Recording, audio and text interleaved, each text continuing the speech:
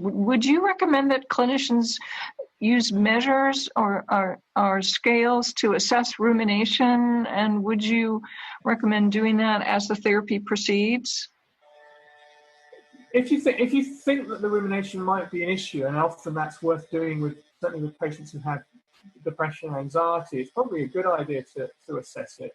I mean, how much you use a score in a kind of formal way is kind of personal preference, I think. What can be quite useful is something like Susan's learning Seema's response styles questionnaire, which asks lots of things about what do you do when you feel sad, down, or depressed.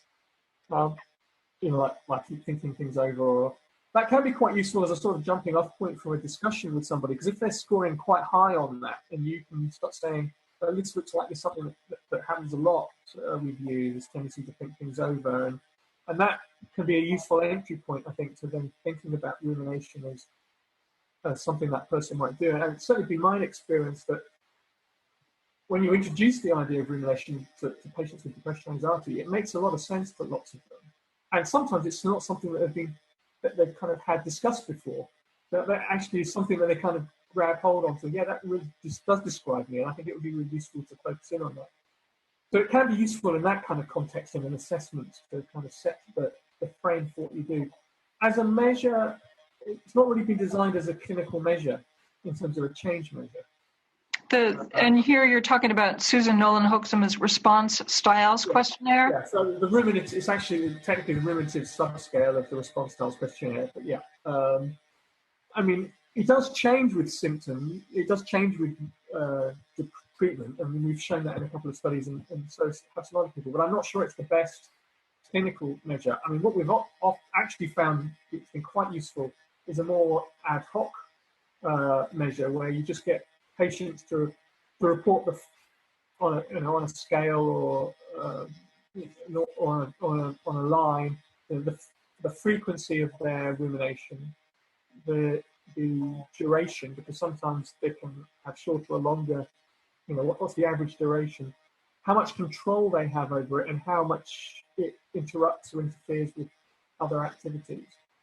Because those seem to be clinically have been more sensitive to when we're doing interventions with people to pick up on those other changes.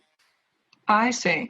So you might then just develop an ad hoc scale where you're asking about frequency, and so you'd just be asking for an average count per day or something like that? Or over the week, or over the week. Over the week. How often did you ruminate? Duration, what was the average duration, or do you want maximum duration? We typically would ask average and also the longest of the week. Average duration of rumination over the week, and what was the longest time you spent ruminating?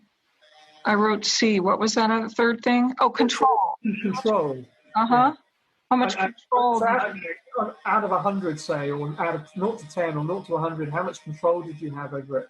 And we've actually found that looked like that might be one of the more sensitive things that's changing, because sometimes the frequency and the duration don't change straight away, but people start saying, actually, I can stop and start it a bit more than I could. Okay. So you might also ask for a degree of control, 0 to 10, that you had over the week, and you notice a change in that perhaps earliest. And then you might also ask for a rating of 0 to 10 would you do? To what degree did rumination interrupt your life? Or interfere with, so this is kind of how much is it kind of causing a problem in a sense. Interfering, right. Yeah. And would you rate that 0 to 10 also?